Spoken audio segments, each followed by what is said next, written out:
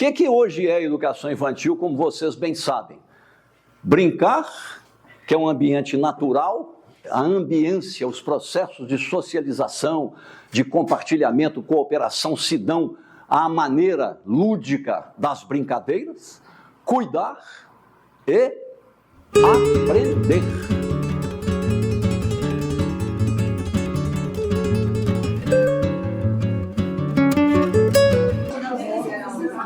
Bom dia. Muito prazer, né, que a gente está reunido aqui e receber vocês. Acho que eles não erraram no carro. Eu já com certeza estava errando no cálculo, mas não competiu comigo pelas contas. Mas aí foi efetivo que realmente elas erraram na conta. Está um pouquinho apertado, mas prometo que, né, com a boa vontade a gente consegue chegar lá. Mas dizer para vocês que a gente estava muito ansioso, trabalhando muito para que esse momento acontecesse, para que a gente proporcionasse, né, esse momento da educação continuada, que é muito importante na educação, para que os nossos professores tenham as condições, e nossos profissionais, condição de repassar uma educação de qualidade para os nossos alunos. Então, quero dizer a vocês que a gente, né, está com a assessoria de João Batista, vocês vão gostar muito, tem muito conhecimento para poder passar para a gente, e a partir de agora a gente quer dar essa continuidade nesse aprendizado, e o que a gente puder fazer para dar essa continuidade, essa melhoria, a gente vai estar fazendo. Vocês podem contar com a gente, com a melhor intenção possível que a gente está reunido aqui hoje para poder dar essa continuidade da educação continuada. É preciso, ela é fundamental. Na educação a gente sabe que a gente, né, não podemos parar de estudar e buscar o conhecimento, ela é contínua, então a gente agradece muito a presença de vocês aqui hoje. Muito obrigado, gostaria de passar para a João, que a gente tenha uma boa manhã. Ok, bom dia para vocês. Bom dia. Eu vendo essa aglomeração aqui, eu acho até um pouco divertido, porque eu me lembro, eu trabalhei na África, e em Angola, por exemplo, no interior, mal tinha escola, embora seja um país muito rico, diamante, petróleo, é um mar para a pesca dos melhores do mundo, é lá e o Peru. Mas eu me lembro, você ia fazer formação de diretores de escolas, de pedagogos quase que não havia, e professores, os professores tinham nível médio, nenhum tinha curso superior, de tipo algum. E o lugar do curso era todos sob árvores, assentados no chão, não tinha livro, não tinha quadro, não tinha energia, não tinha projeção, e você tinha que inventar uma maneira de dar certo.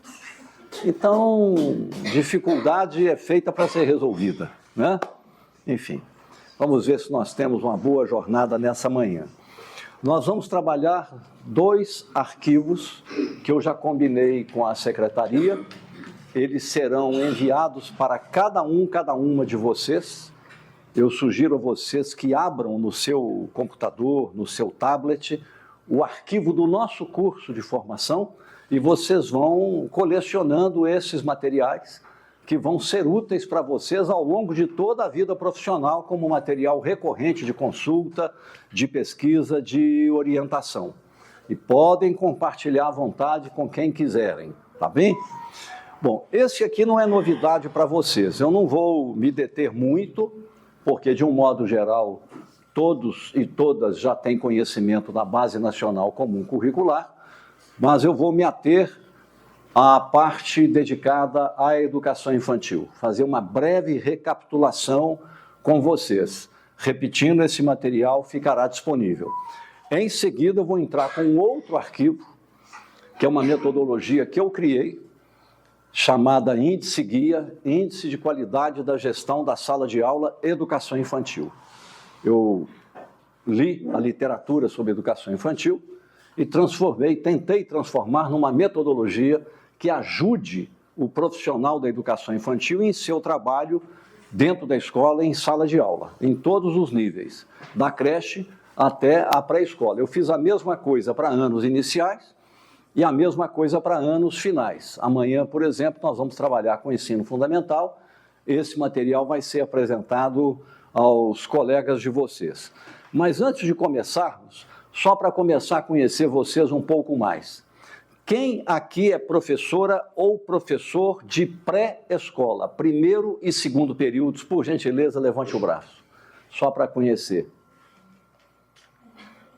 E quem aqui é professora, vamos chamar de professora e auxiliar ou cuidadora de creche? Quem é professora em creche? Levanta o braço, por favor. E quem é cuidadora ou auxiliar em creche? Ok. Todos da educação infantil. Quem são aqui os pedagogos que exercem na escola a função de coordenação pedagógica? 1, 2, 3, 4, 5. Ok.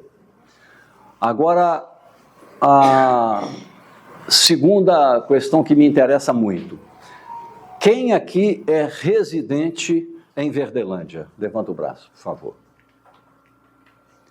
Quem é residente em Jaíba? E quem é residente em Janaúba ou Nova Porteirinha? Então, aqui está a microrregião, né? Jaíba, Verdelândia, Janaúba. Né? É bom, isso é bom. Essas trocas entre profissionais de diferentes redes são muito boas, né? Pois bem, a nossa Base Nacional Comum Curricular.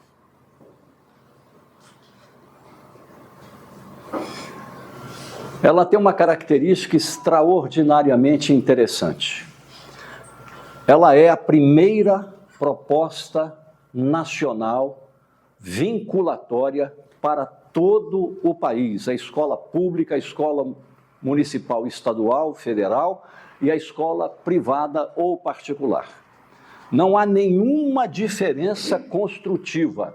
Ela vale para o país inteiro, do extremo norte, fronteira com a Venezuela, Colômbia, ao extremo sul, fronteira com a Argentina, o Paraguai e o Uruguai. Ela é universal dentro do nosso território, vinculatória, porque tem força de lei federal, portanto, a todos obriga, não está mais em discussão se a escola deve ou não aplicar a BNCC, essa etapa está superada, nós estamos todos obrigados a trabalhar a BNCC, o que não significa não ter visão crítica, porque tudo é linguagem em aberto, e sendo linguagem em aberto, está sujeito a aperfeiçoamentos ao longo do tempo. Mas lembrando que antes de ter sido aprovada, ela foi discutida no país ao longo de 6 anos, de 2011 a 2017, e aprovada em 2017. Quando começava a ser implementada, veio a Covid, e isso atrasou, de modo que no Brasil hoje já trabalhamos com a BNCC, entretanto ainda com ritmos diferentes. E trabalhar com a BNCC não significa que todas as redes de ensino municipais ou estaduais estejam trabalhando com a BNCC como deveríamos, como um padrão. Por exemplo, eu fui consultor aqui em Itacarambi, atravessando o Rio, fui lá há 2 anos. Quando eu cheguei em Itacarambi, o que eu encontrei? Pessoas boas você tem em todos os lugares, corajosas, desejosas de aprender, de fazer a coisa certa, mas não tinham orientação. O resultado é que não tínhamos uma rede de ensino, porque se você solicitava de uma escola quais eram os referenciais curriculares com os quais aquela escola trabalhava, por exemplo, na educação infantil, você não recebia os referenciais curriculares para a educação infantil daquela escola, porque, na verdade, quase que cada professora tinha o seu modo próprio de fazer. E o que é pior, não conversavam entre si para criar na própria escola, pelo menos na escola, um padrão de compartilhamento. Quando você cria um padrão de compartilhamento, você não está engessando a criatividade de cada professor. Você está dizendo, o padrão é aquilo que universalmente deve ser assegurado aos alunos como direito subjetivo de cada aluno, como manda a Constituição. Então, o professor, professora, pode criar, inventar, sonhar, desejar, extrapolar além do padrão, desde que, e somente se, antes ele cumpra o padrão. Então, a liberdade de criação didática e pedagógica está plenamente assegurada. Entretanto, tem que ter um padrão, que o padrão é que vai ajudar para que cada professora e professor age em cooperação ampla com os colegas e forme uma rede, de tal modo que passamos a ter uma linguagem curricular comum, compartilhada por todos em cada sala de aula, o que torna a cooperação de um com o outro muito mais facilitada e a comparabilidade, dificuldade que eu tive ali, qual foi a solução encontrada lá e assim por diante. Só que agora não é mais somente numa escola. Você tem que garantir o padrão em nível de rede, de tal modo que, imaginemos, a contar do início do ano de 2026, o que nós deveremos alcançar até o final do ano? Falar até o final do ano que esse é um trabalho que leva tempo, né? Enfim, nós vamos começar o ano letivo de 2026, como está acontecendo agora em Nova Porteirinha, onde eu sou consultor também, do jeito que nós fizemos em Itacarambi. Eu entrei em Itacarambi em agosto de 2022. Quando nós chegamos em dezembro de 2022, eu havia solicitado à secretária que mudasse o calendário escolar com a ajuda da Superintendência Regional de Ensino, para introduzir no mês de dezembro, após o término das aulas, 4 dias escolares. Então nós reunimos, fizemos uma preparação prévia, a seleção dos pedagogos, enfim, nós reunimos toda a rede municipal na maior escola de Itacarambi, que realmente é muito grande e muito adequada, a escola Noemi, não sei das quantas, e numa sala de aula ficaram todas as colegas que trabalham com a creche maternalzinho, berçário. Na outra sala, as colegas que trabalham com maternal 2. Numa terceira sala, as professoras do primeiro período, pré-escolar. Na outra sala, segundo período. E assim por diante, nos anos iniciais, todas as professoras, escola urbana e escola rural, se reuniram numa única sala de primeiro ano, outra sala segundo ano e assim até o 5º ano. A única variação foi de 6º ao 9º, que um professor de 6º ao 9º, normalmente ele leciona matemática do 6º ao 9º.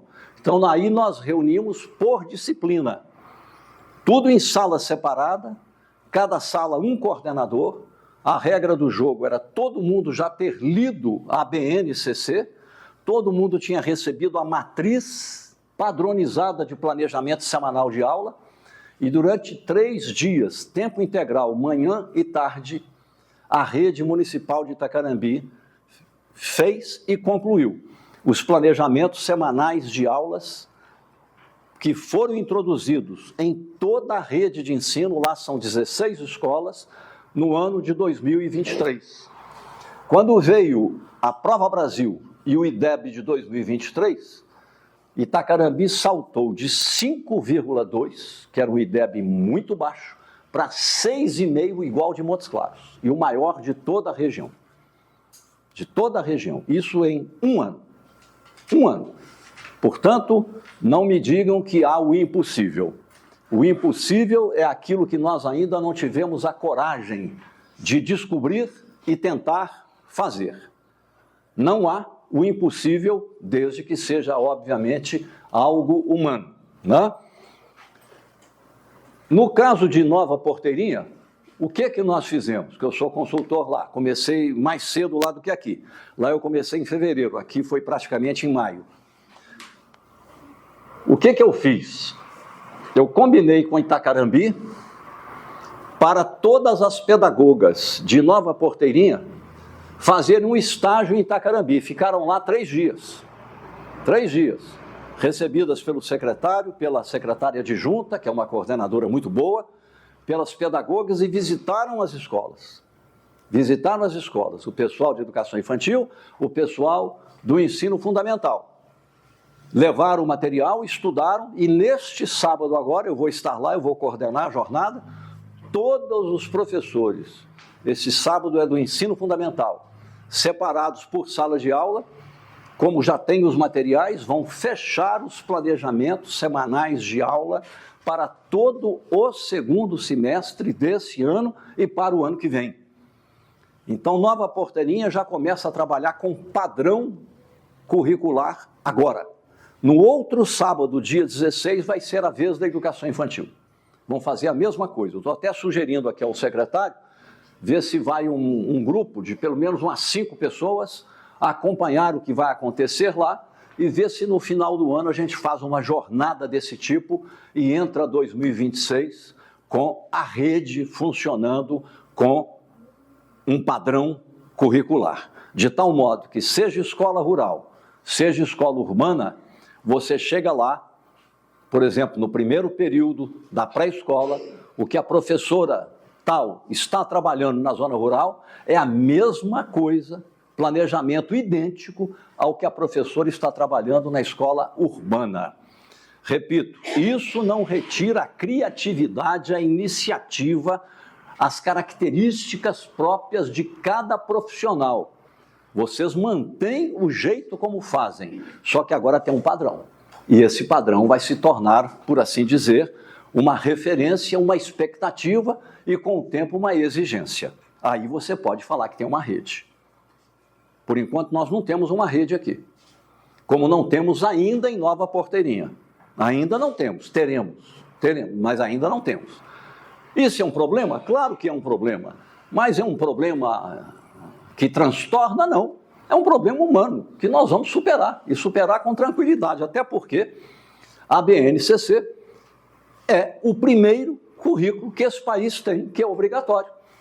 Até então, nós tínhamos os parâmetros curriculares nacionais de 1998, que eram parâmetros, como tais não são obrigatórios. Eram referências, você adota ou não. Agora não. Agora não.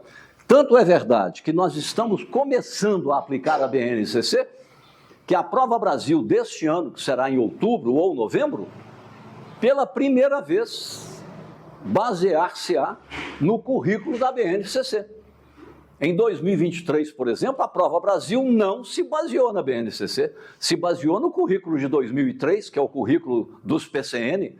Agora não, agora entra em cena a BNCC. E como o pessoal do Fundamental e do Médio já está sabendo, a prova vai mudar. Não tem mais questão de múltipla escolha. Os alunos agora vão ter que escrever o raciocínio que desenvolvem para chegar à resposta à questão. Cada vez mais escrever. O Enem também está acabando com as provas de múltipla escolha. As pessoas vão ter que escrever o raciocínio. Como é que eu cheguei àquela resposta? Eu vou ter que mostrar por que cheguei àquela resposta, né? Então, o aspecto sorte acabou. Eu vou aqui de 5 opções, 4 opções, vou jogar na sorte, no cassino, pimba, e acertei. Não, isso acabou. Tem que ter o raciocínio. A propósito, eu vou comentar com vocês uma coisa que eu vejo como tardia, tinha que ter sido feita há 20 anos atrás, mas ainda bem que veio, e é bom que vocês, quem ainda não fez, já se prepare, porque é ótimo para todo mundo. O Ministério da Educação acabou de introduzir como obrigatoriedade a chamada Prova Nacional Docente. Vocês já ouviram falar? É igualzinho o advogado que se forma na faculdade. Ele ainda não está apto. Ele pode até ter uma boa cultura jurídica, mas ele não tem ainda a experiência, não está apto para exercer a advocacia. Ele vai ser credenciado quando ele fizer a prova nacional da Ordem dos Advogados do Brasil. Ele foi aprovado na prova da OAB, ele então recebe a carteira de advogado. É mais ou menos o que vai acontecer a contar do ano que vem com o professorado brasileiro. Por exemplo, o professor fica sabendo de um concurso em alguma cidade e interessa a ele, professor, professora, inscrever-se no concurso. A contar do ano que vem, para você se inscrever em um concurso, dependendo do edital, você terá que mostrar a credencial da Prova Nacional Docente e sua aprovação. Isso vai ser classificatório. Se você não tem a Prova Nacional Docente e o certificado, você não pode nem se inscrever em concurso. Eu sou professor ainda contratado. A prefeitura, qualquer prefeitura, tem a prerrogativa daqui em diante de, ao fazer o edital de seleção de contratados, colocar como exigência na inscrição, a Prova Nacional Docente. Isso tem uma vantagem espetacular, por exemplo, para o prefeito. Não adianta o vereador, não estou fazendo pré-julgamento de vereador, estou apenas constatando com realismo, pressionar o prefeito para contratar a irmã dele, a prima dele, a vizinha dele, a namorada dele, a cunhada dele, não adianta. Ou tem a Prova Nacional Docente, e aí é mérito da pessoa, não é favor de ninguém, ou então não vai. Isso demorou muito no Brasil, mas bem-vindo seja. Então é bom que vocês já se preparem para isso. E não é nenhum desafio extraordinário, é só estudar, gente.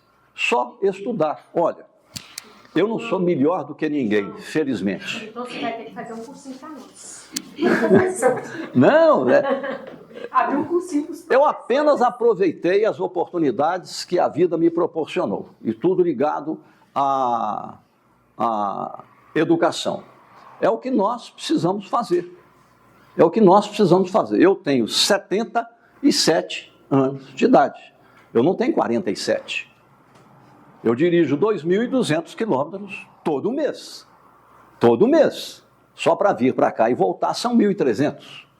E eu sou consultor em 4 municípios. Né? Eu dou consultoria em 4 municípios. Eu escrevo. Eu tenho obrigação contratual de entregar um artigo de 8 a 10 páginas por semana para um jornal de Belo Horizonte. Eu escrevo à noite em hotel. Ou estou na fazenda de um amigo lá em Nova Porteirinha, lá. Eu tenho que gravar coisas, enfim, o tempo inteiro eu estou trabalhando. Agora, eu não deixo nunca de ler 2 livros por semana. Se bem que nas 2 últimas semanas, eu adoro a Bíblia como literatura, não estou aqui entrando em religião, eu adoro como literatura, acabei de reler o Evangelho de Mateus, então eu estou lá com a Bíblia do Rei James, que para mim é a melhor tradução feita da Bíblia original, é a melhor que tem, e ela é em inglês e português. É bom que o meu vocabulário de inglês vai melhorando um pouquinho.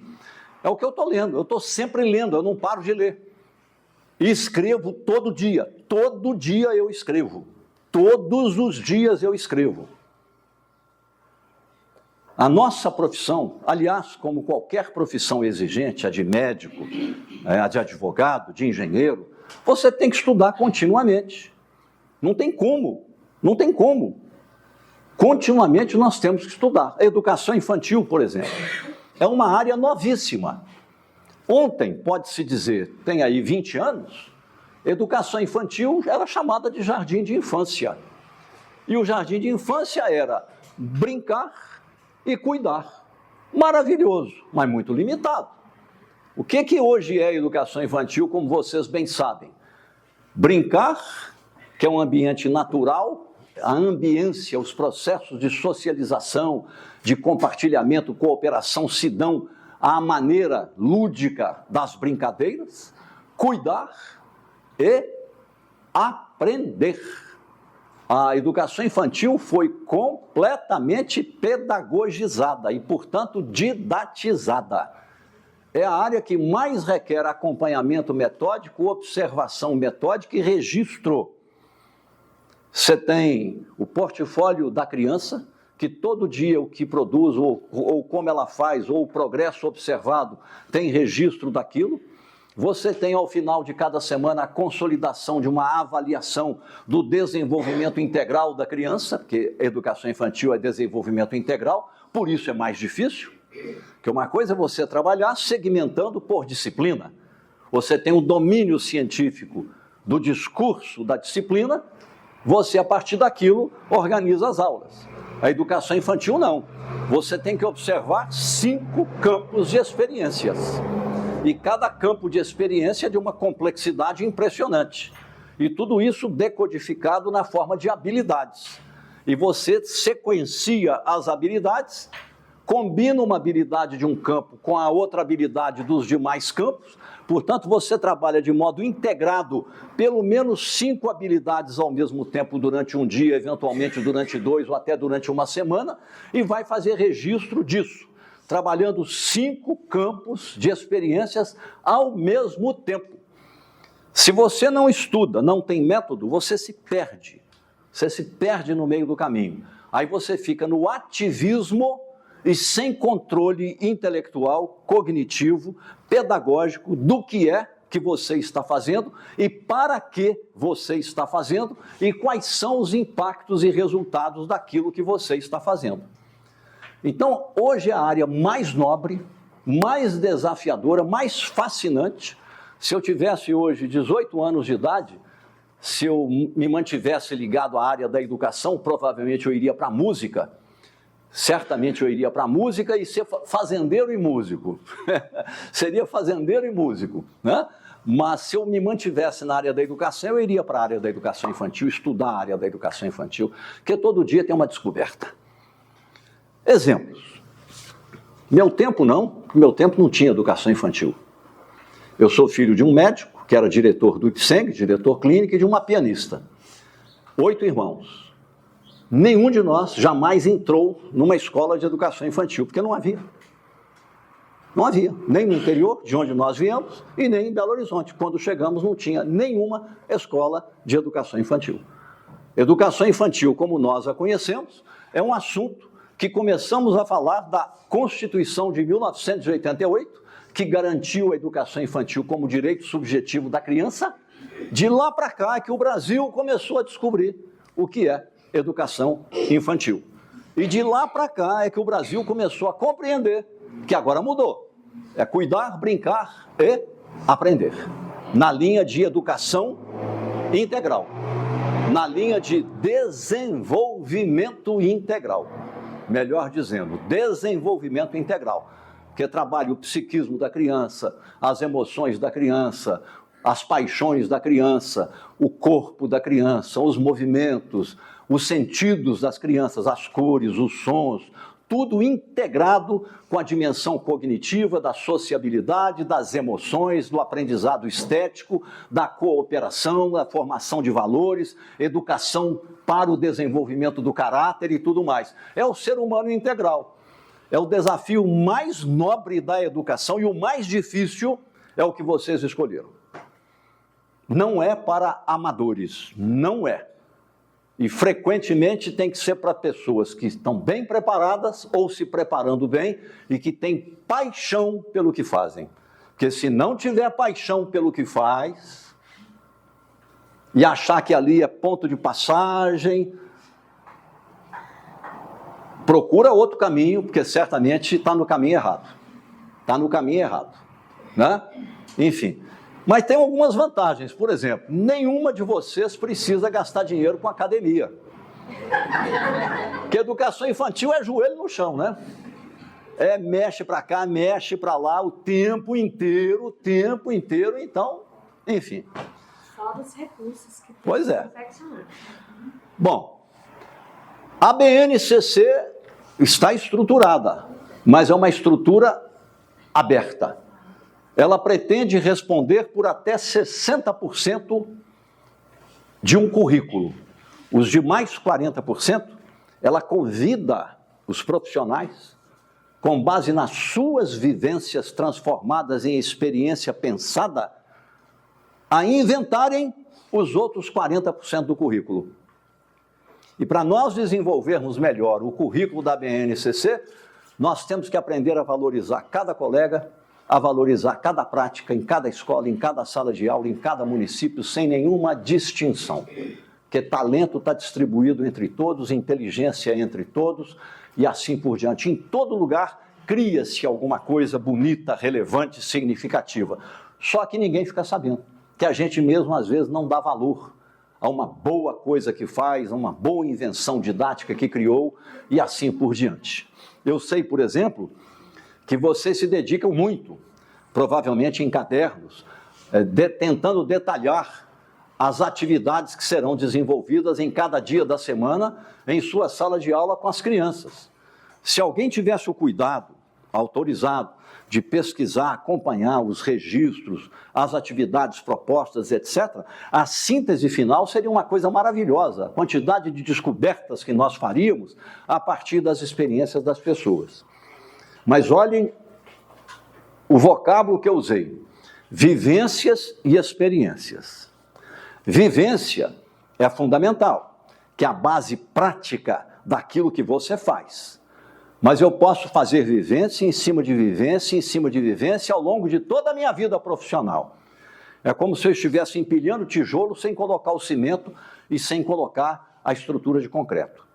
Agora, em cima das minhas vivências, quando eu paro, penso, estudo, debato, troco ideias, abro janelas para buscar cooperação e novas aprendizagens, eu reflito e transformo a vivência em experiência pensada. Aí sim, aí eu vou embora. Aí eu vou embora. É por isso, gente, que todo dia é dia de estudar um pouco a nossa educação infantil. Isso não para. Isso não para. É um artigo atrás do outro e assim por diante.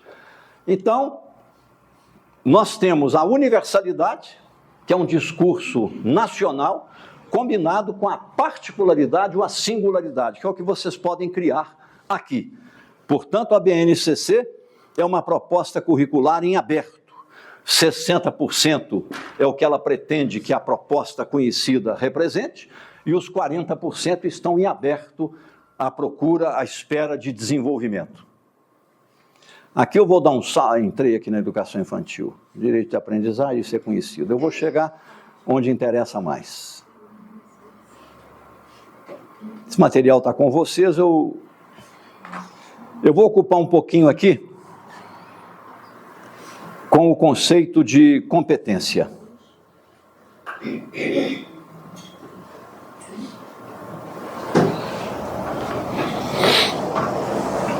Vamos repetir uma coisa aqui.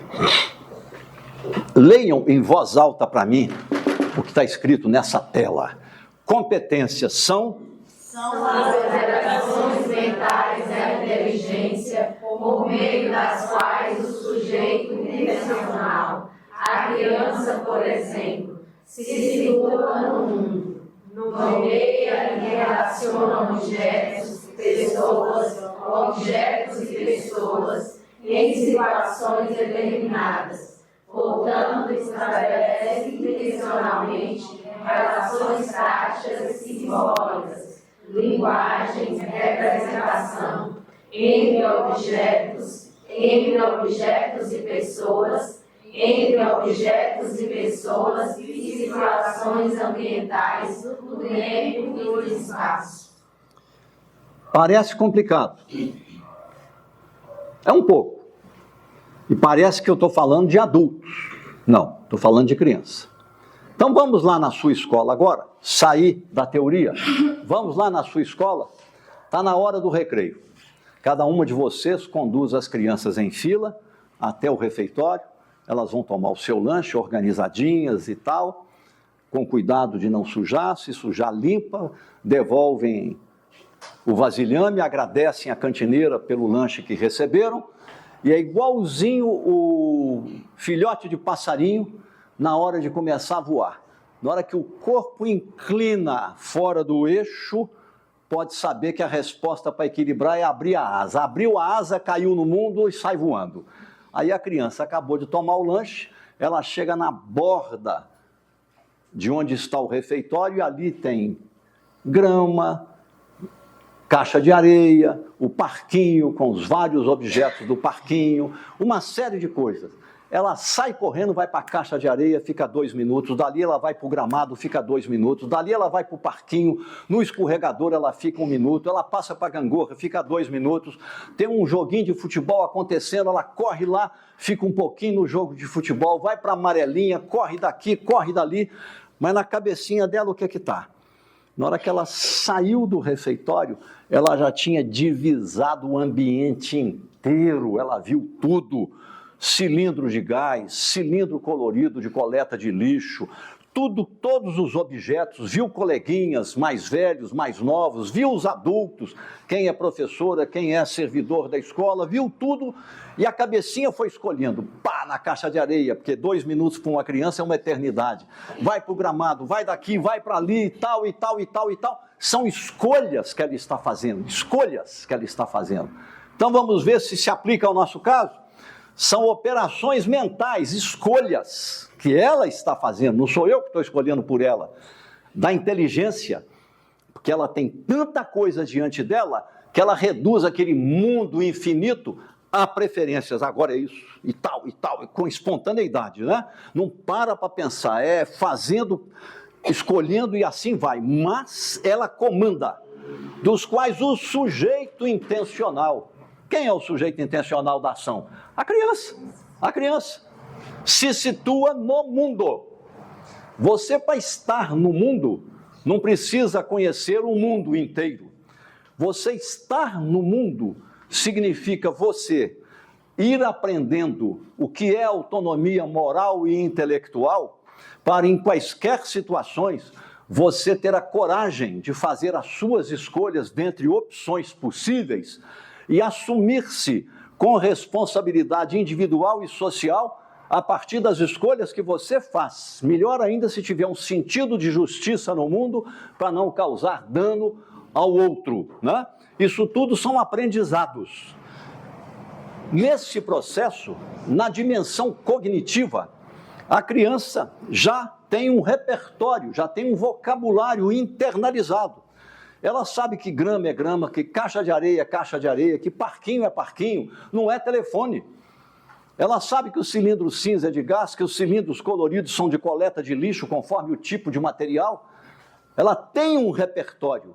Portanto, quando ela olha o pátio inteiro, ela é capaz de mentalmente nomear caixa de areia na cuca dela, parquinho na cuca dela, nomeia, designa. Não é mais um caos que se apresenta diante dela, que a consome como se ela estivesse num turbilhão próximo à loucura, não. Ela está no mundo, porque ela já se situa no mundo com autonomia pela linguagem. Ela é capaz de designar, indicar, apontar, nomear objetos, distinguir objetos ao nomeá-los, seja pela forma, pela cor, pelo cheiro, ou o que seja. Ver pessoas e relacionar-se com objetos, com pessoas e objetos em situações determinadas, com chuva ou com sol, sem vento ou sem vento, e assim por diante. Portanto, estabelece intencionalmente relações práticas, as interações simbólicas pela linguagem, né? Linguagem entre objetos e pessoas e situações ambientais, chuva, vento, frio, calor, dentro, fora, acima, abaixo e assim por diante, e no tempo e no espaço. Vamos ver o que essa criança está aprendendo?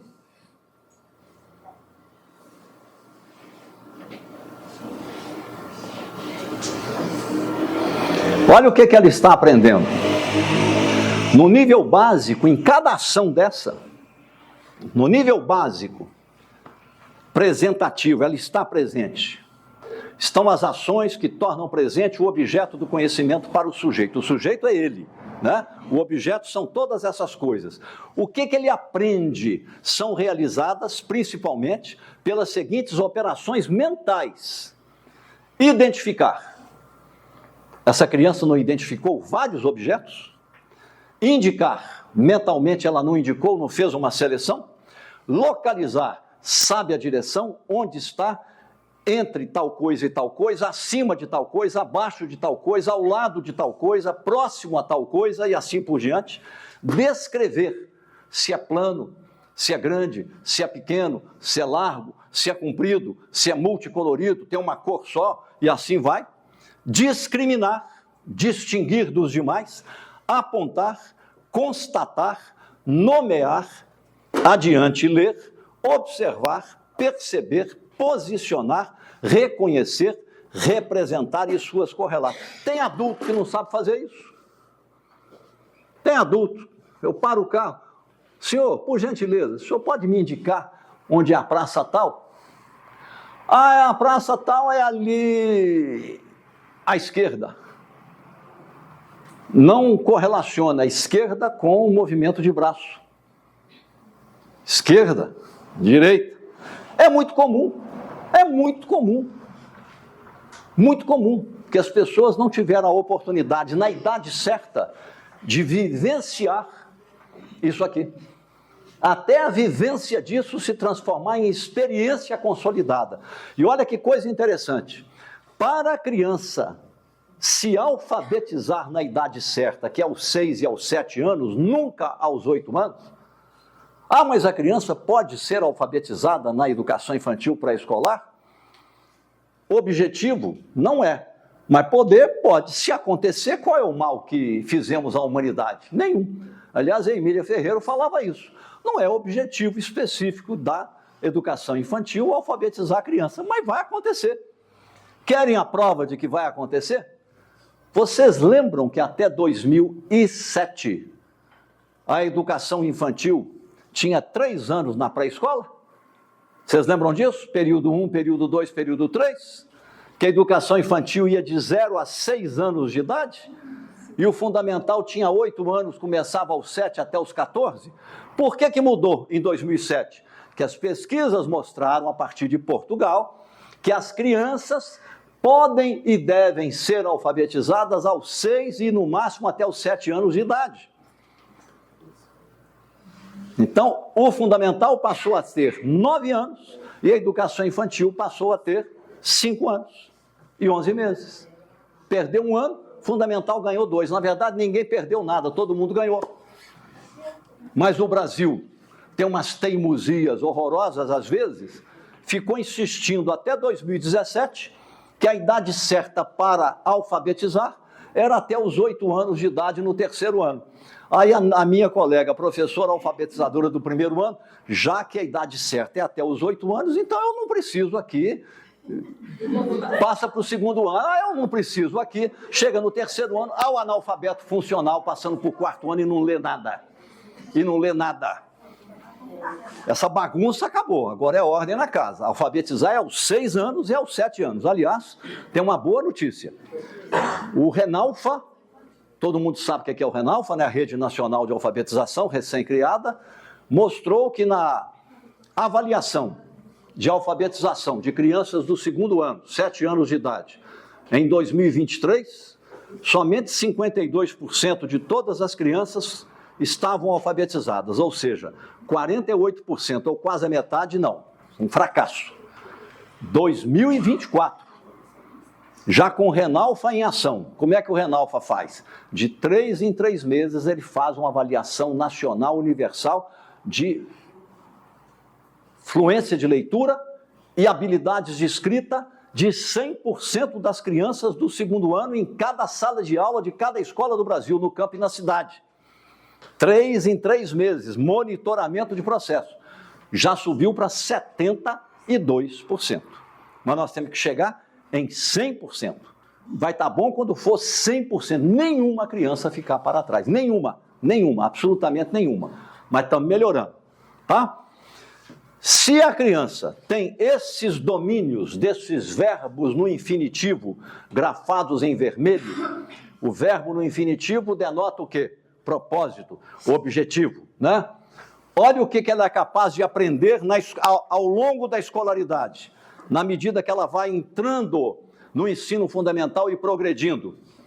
Ela aprende a associar, classificar, comparar, conservar, compreender, compor, decompor, diferenciar, estabelecer, estimar, projetar, incluir, interpretar, justificar, medir, modificar, ordenar, organizar, quantificar, relacionar, representar, transformar e correlar. Tem muito adulto que não sabe isso. Tem muito adulto que não faz a metade disso aqui. E onde é que a criança adquiriu base para chegar aqui, na educação infantil? Onde é que ela vai adquirir base para progredir nisso aqui? Ler, escrever, interpretar o que escreve e calcular. Quando? Primeiro e segundo anos. Aí ela vai embora. Aí ela adquire autonomia intelectual. Adquire mais do que o hábito, o gosto pelo estudo. Está na nossa mão. Está na nossa mão. Na hora que chega aqui, ele vai embora.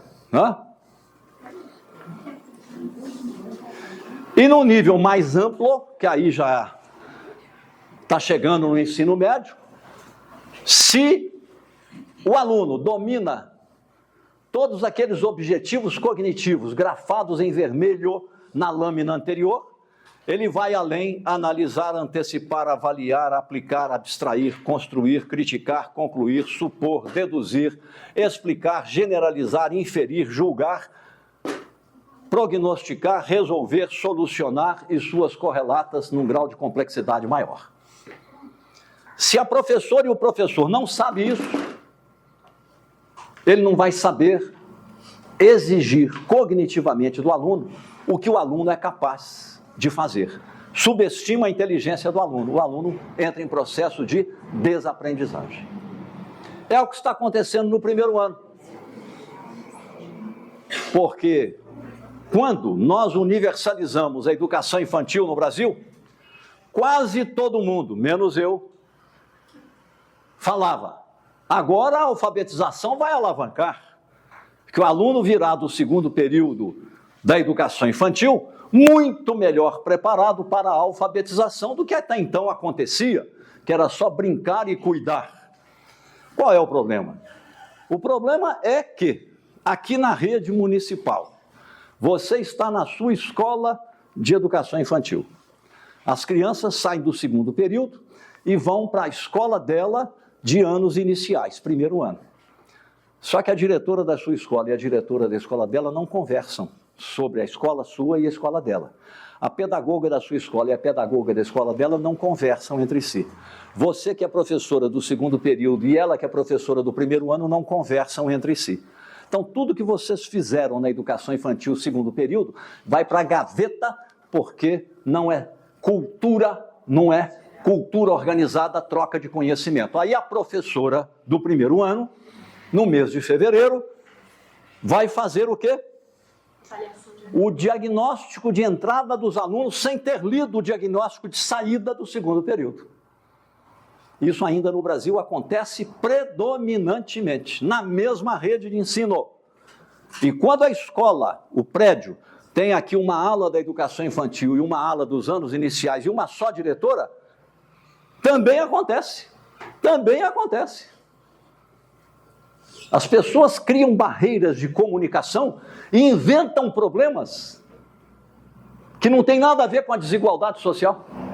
Não tem nada a ver com a desigualdade social. É a escola que não está sabendo fazer a diferença. E a escola tem uma dificuldade no Brasil para assumir responsabilidade própria. Quando se trata de problema, a primeira coisa que quase todo mundo faz é olhar para fora da escola. É Deus, é o padre, é o pastor, é o presidente, é o governador, é o prefeito, é o secretário, é o outro, é a desigualdade socioeconômica, é o mundo que é mau, é isso e mais aquilo, mas não é a escola. Não é a diretora, não é o pedagogo, não sou eu o professor, não.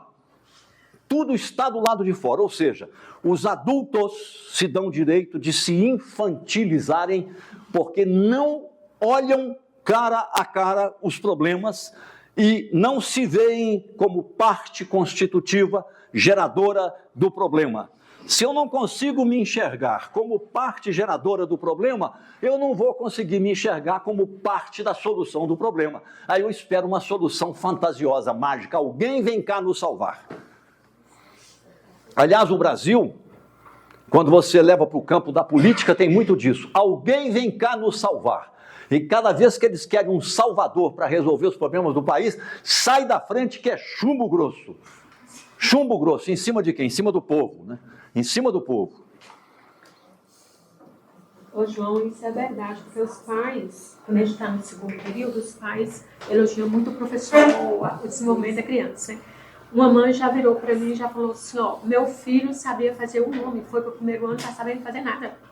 Eu falei assim, é porque o Estado, a sala é muito cheia, e aí tem diferenças. Assistência neles. Olha, educação bem feita a gente faz até debaixo da árvore. Até debaixo da árvore. O elemento central é o ser humano. É o ser humano. O conhecimento, a habilidade didática e o coração. Porque também não adianta ter conhecimento e habilidade didática se você não tem coração. Se não tiver afeto, gosto, paixão pelo que faz, não adianta não. Tudo que você faz, você tem que gostar, né? Tem que amar, tem que identificar. Bom, né? Tem que gostar. Tem que gostar. Eu estou há 52 anos com a minha mulher, Virgínia. A minha mãe aprendeu a ler em 30 dias, alfabetizada. Se ela não gostar de mim, eu estou perdido. Né? Enfim, é isso, tem que gostar. Bom. Mas tem, infelizmente, a família também Tem. A família tem um papel muito importante para o bem ou para o mal, né? Para o bem ou para o mal, né? Às vezes vocês têm que educar, além da criança, educar a família também, eu sei disso. E mais, né? Quantas crianças... Não, e quantas crianças que vocês têm na sala de aula que não sabe quem é o pai biológico, que a mãe não está nem aí, que na verdade quem cria é a avó. Imagina uma criança que não tem a socialização, o envolvimento afetivo no dia a dia com o pai e a mãe, não sabe quem é o pai, ou sabe quem é o pai não está nem aí. E esse conflito psíquico, né? Essa perda de sentidos da condição humana do existir, o único momento de humanização que essas crianças têm é quando estão com vocês lá na escola. Lá na escola. A gente sabe disso. A gente sabe disso. O valor que o trabalho de cada um tem, o simples fato de uma convivência saudável, só que nós estamos lá para fazer isso e fazer mais do que isso. As crianças têm que aprender o que se espera que aprendam na forma de habilidades. Né? Bom, esse mapa aqui, eu acho que todo mundo já conhece, já domina. Nós temos hoje, na estruturação teórica e pedagógica da educação infantil, é a área que mais desenvolveu a pedagogia, foi a educação infantil. Reúne conhecimentos de inúmeras ciências, da neurologia, da neurociências, de tudo. Direitos de aprendizagem, conviver, brincar, participar, explorar, expressar, conhecer-se. E é muito interessante que você não tem... nesse momento nós vamos desenvolver a convivência. Nesse outro nós vamos desenvolver a brincadeira. Isso não existe. Isso tudo está conectado. Não é? Campos de experiências. O eu, o outro e o nós. Isso aqui é formação de caráter. Isso aqui é educação dos sentimentos. Isso aqui é educação de valores. Isso aqui é educação para a cidadania.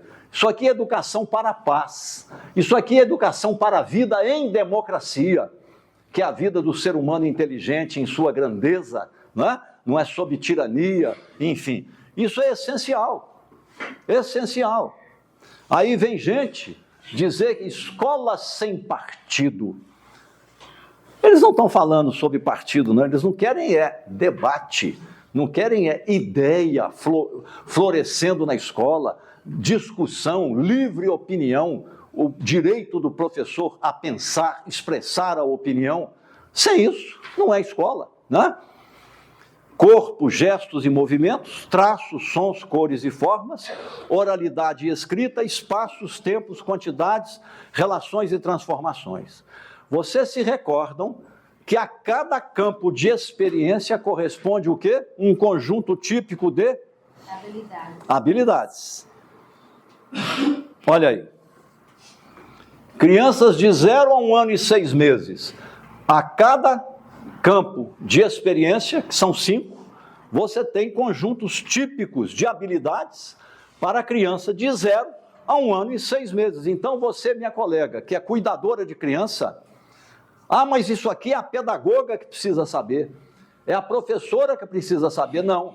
Se você é uma cuidadora e quer se tornar uma ótima profissional e tem a humana ambição de um dia vir a ser professor ou pedagoga, comece a estudar a BNCC, que aqui não tem muralhas separando a cuidadora da professora e ambas da pedagoga. Isso aqui é para todo mundo conhecer. Que cada ação que você tem junto de uma criança, bebê, ao dar um banho, a dar alimentação, a colocar para dormir, você está educando sentimentos ou não, você está educando valores ou não, você está educando emoções ou não, o tempo inteiro. O tempo inteiro.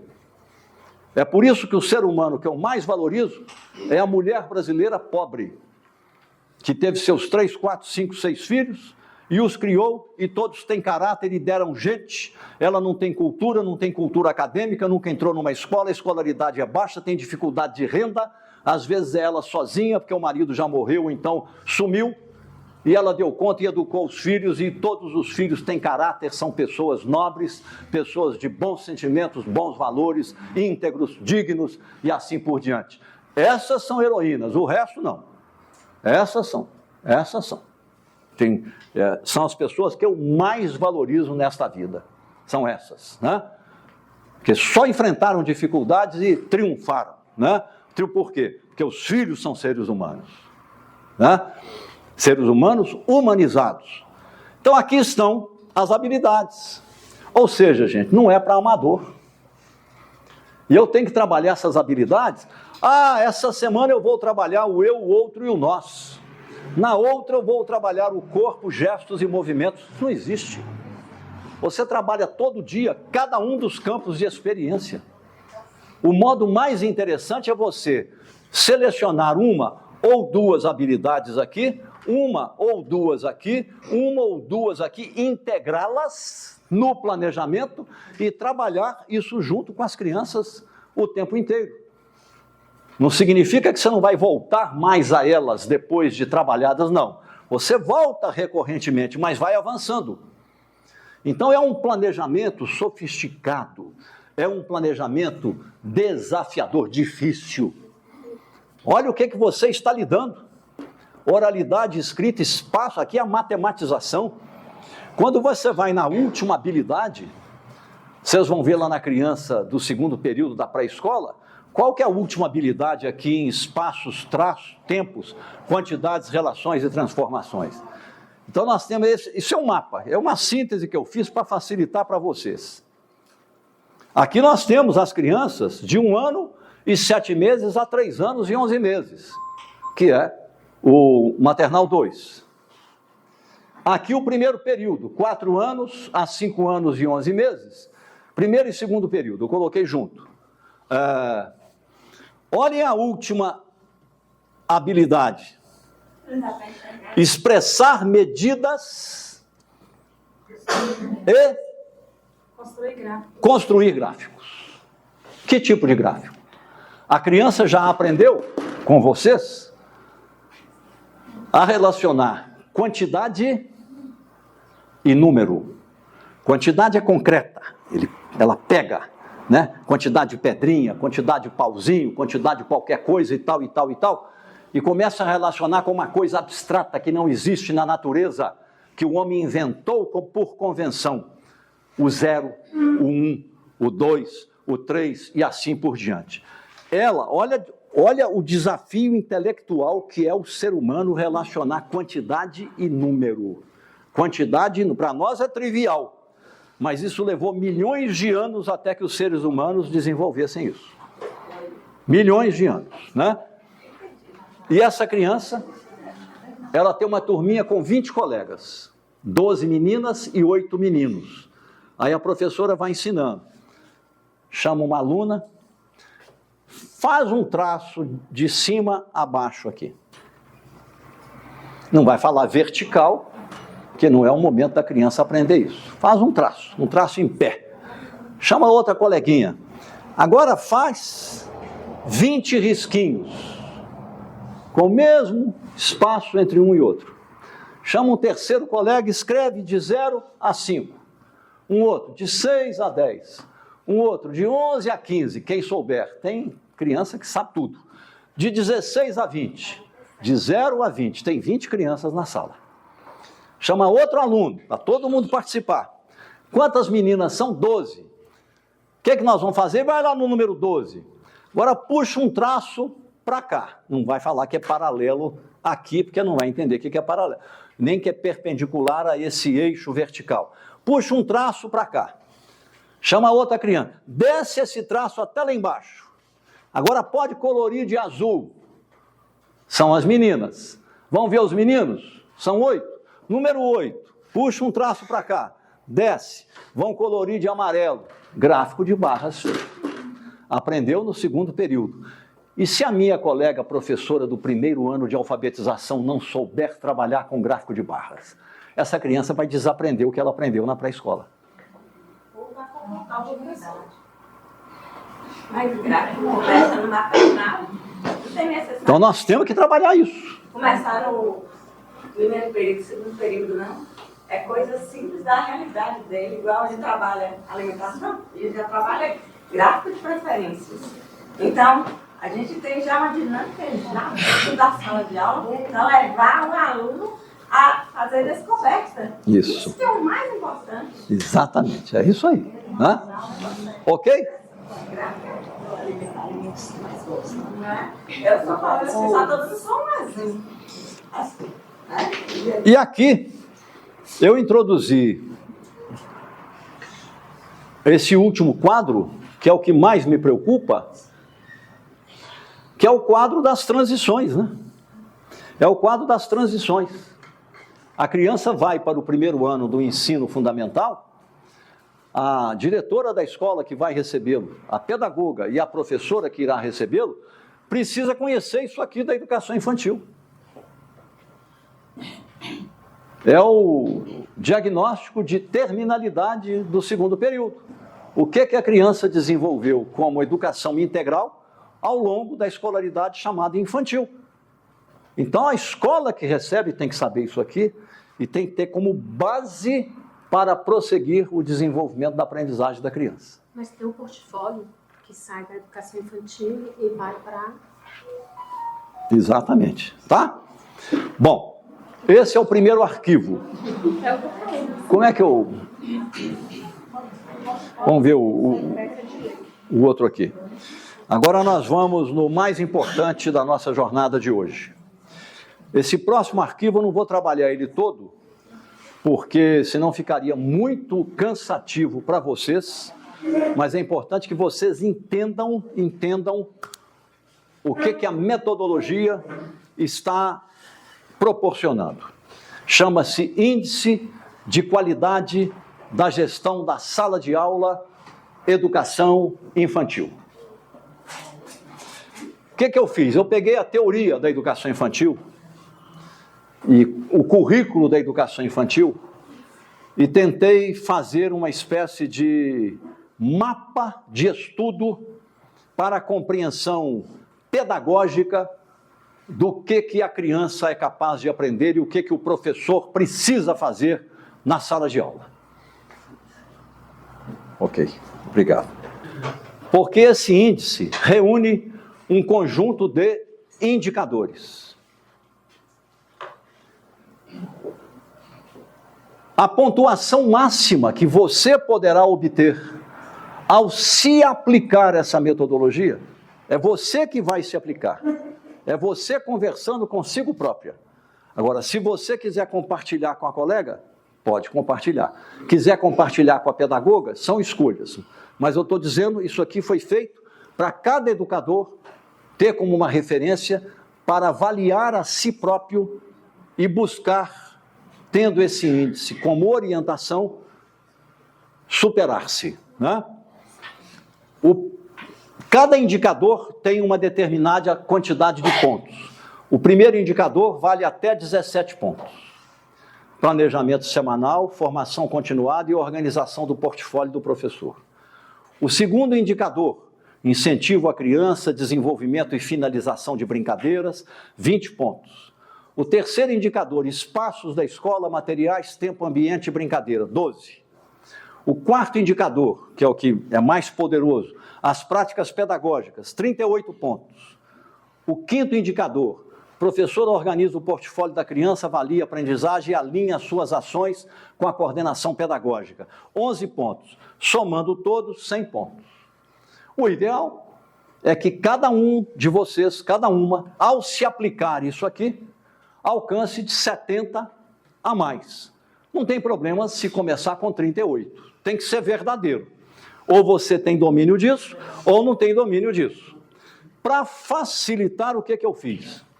Eu subdividi cada indicador em medidas do indicador, com uma subpontuação dentro dos 17 pontos ou dentro dos 20 pontos. E cada medida eu fatiei ainda mais o queijo na forma de tópicos, para ficar uma coisa bem concreta, bem perto do seu trabalho, e você ter facilidade ao se autoavaliar e se orientar, atribuir pontos. Vamos ver concretamente como é que isso funciona. Primeiro indicador, vamos ler alto, em conjunto? Planejamento semanal, formação continuada e organização do portfólio do professor.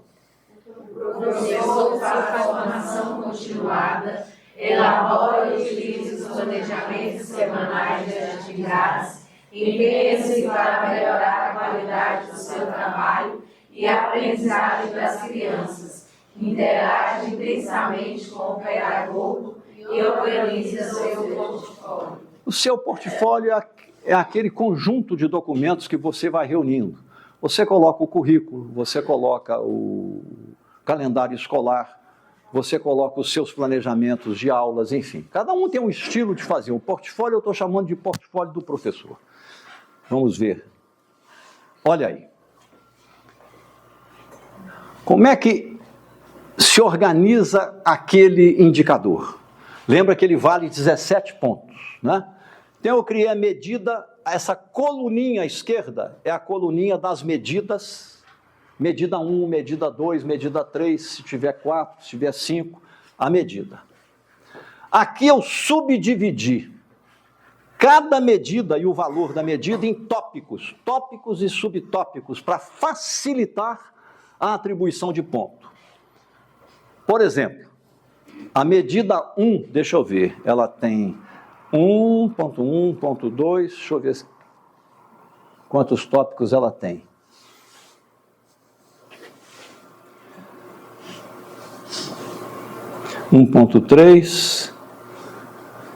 Ela tem 3 tópicos, 1.1, 1.1, 1.2, 1.3. 3 tópicos.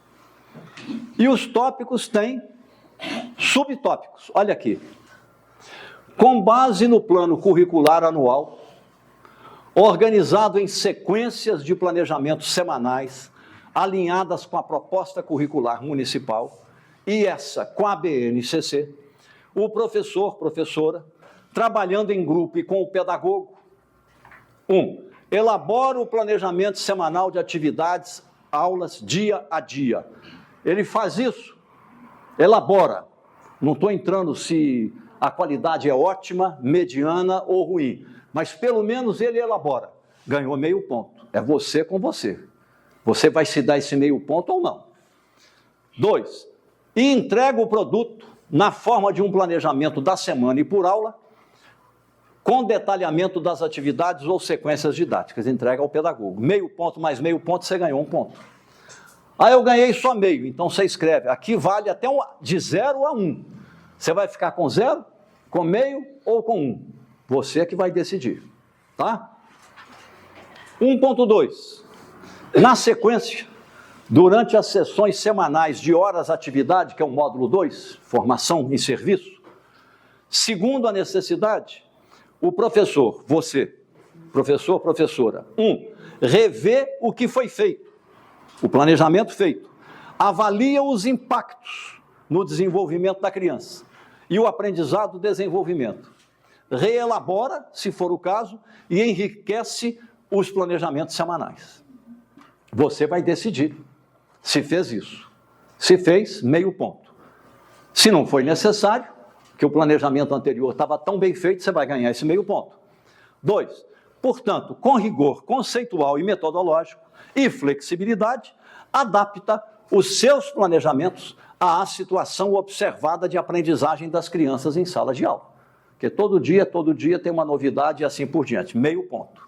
Então, aqui você já pode ter ganho 1, mais 1, 2. Vamos adiante. 1.3. Observado sempre a combinação de brincar, cuidar e aprender, os 6 direitos de aprendizagem e os 5 campos de experiências, cada planejamento semanal de atividades precisa elucidar, por dia de atividades, 1. A indicação das habilidades que as crianças deverão aprender e desenvolver. Portanto, as atividades deverão ser programadas e apresentadas segundo cada habilidade ou combinação de habilidades. Você fez isso? Fez. Ganhou meio ponto. Vocês estão vendo que eu estou pegando o óbvio? Estou repartindo passo a passo para facilitar e não ter dúvida. 2. A descrição dos recursos didáticos. Eu selecionei as habilidades, segundo os campos de experiências. Uma coisa é a habilidade teórica. Como é que eu, professor de educação infantil, vou trabalhar essas habilidades com as crianças em sala de aula, levando em conta o brincar? Então, eu sei o que a escola tem como recurso disponível, né? Então, eu vou descrever os recursos didáticos que serão utilizados na sala e em outros espaços escolares com a turma, incluídos os recursos audiovisuais. Eu sei quais são os recursos didáticos, os jogos, os blocos lógicos e tudo mais, os equipamentos audiovisuais.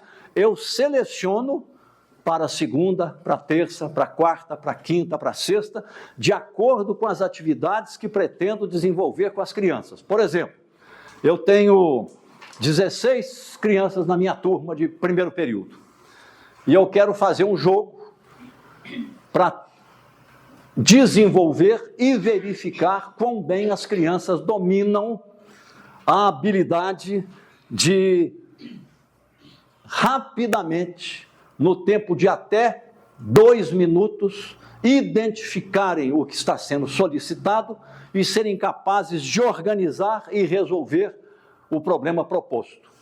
Então, as 16 crianças formam uma meia-lua, e aqui eu tenho uma pilha de objetos. Uma pilha de objetos que variam de cor.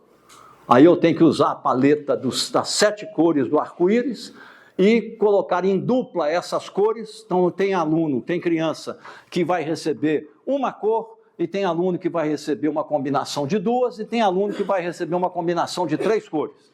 Então, cada um tem a sua, né? Tá aquela pilha.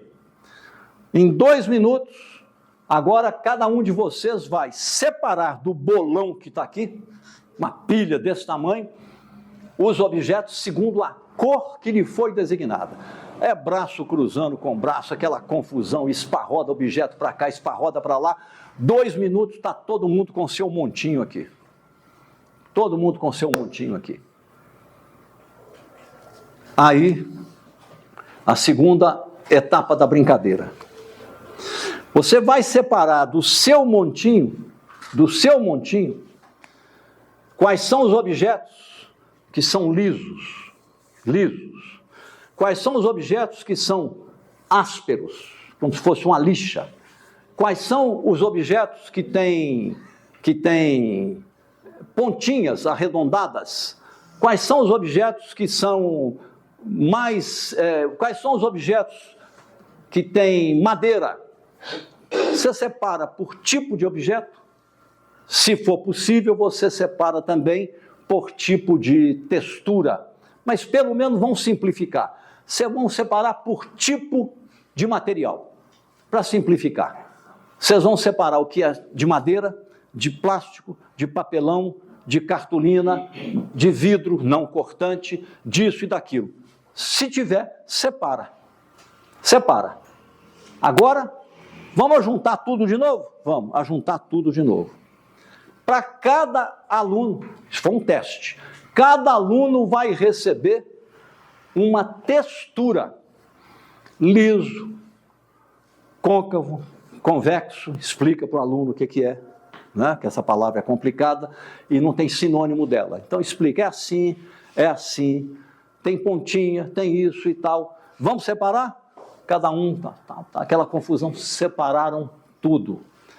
Junta o bolo de novo. Agora, para terminar, vocês vão separar por forma geométrica. Tem 16 formas geométricas lá. Tem cubo, tem pirâmide, tem cilindro, tem tudo. 16 formas geométricas. Você está fazendo isso com criança de 3 anos de idade, hein? 3 anos de idade.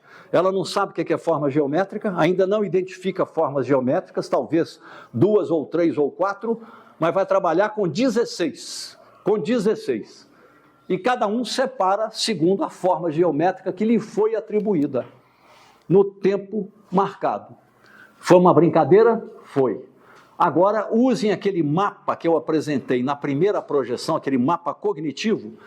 Quais foram as competências cognitivas que essas crianças desenvolveram ao fazer essa brincadeira?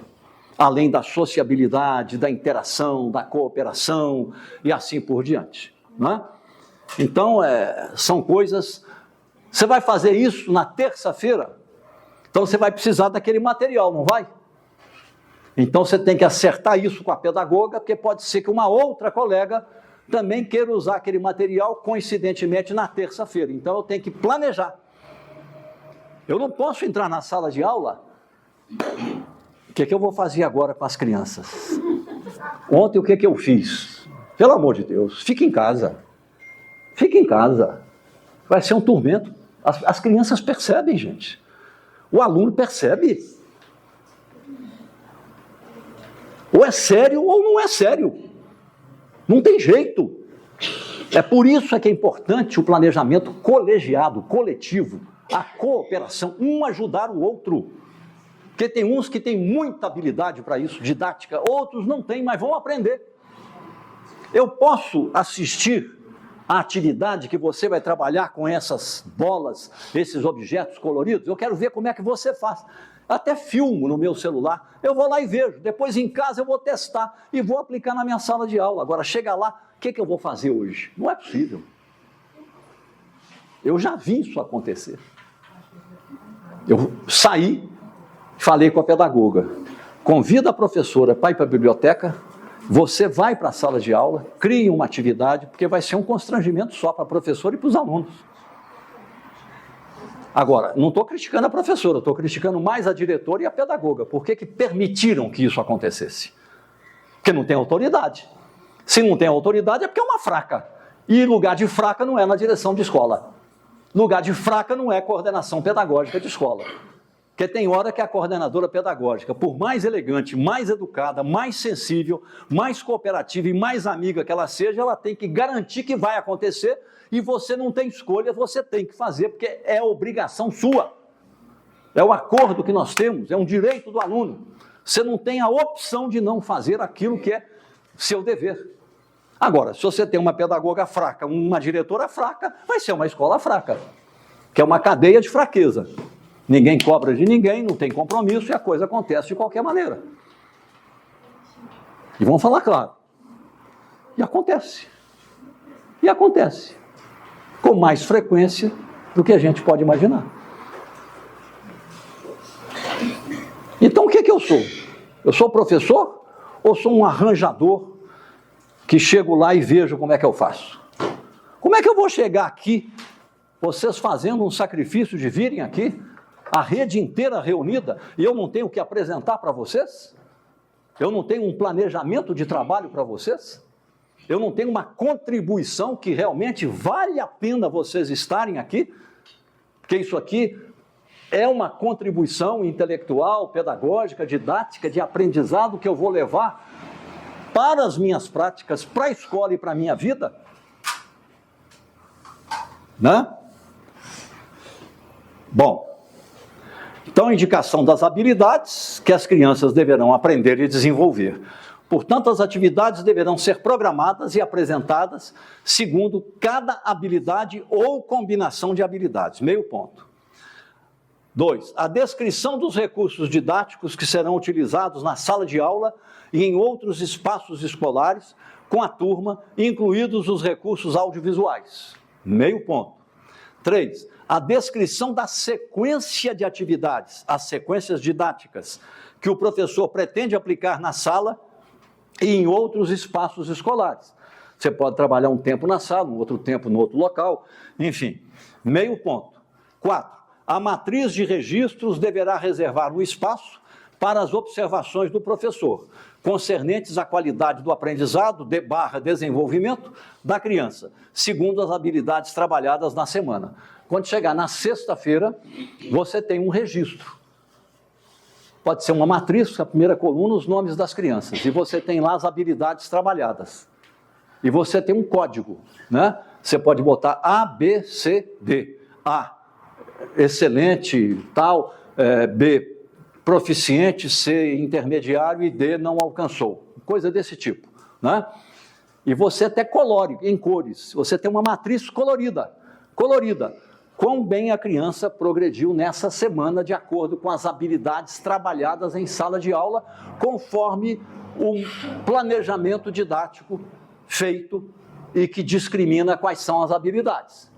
Aí você já sabe, na semana seguinte, com que crianças você tem que voltar a trabalhar tal ou qual habilidade em tal campo de experiência que ela ainda não alcançou o aprendizado ou o desenvolvimento esperado.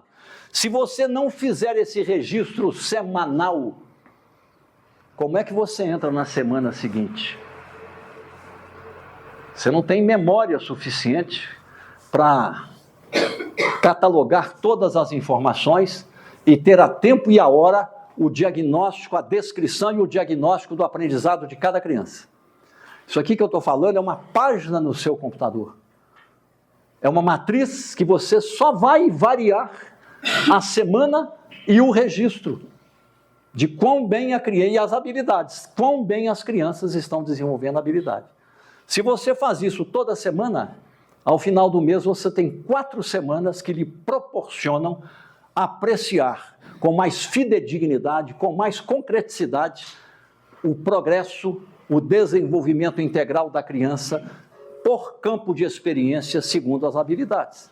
E saber que tipo de intervenção pedagógica será preciso fazer para aquelas crianças que eventualmente tenham ficado para trás em uma ou mais de uma habilidade. Se eu não sei a solução, eu vou compartilhar com a pedagoga que coordena o meu trabalho e nós juntos vamos encontrar uma solução. Que ela tem mais experiência do que eu, ela trabalha com várias professoras. Um problema assim aconteceu em tal sala e a professora deu tal solução. Vamos experimentar isso aqui, tá?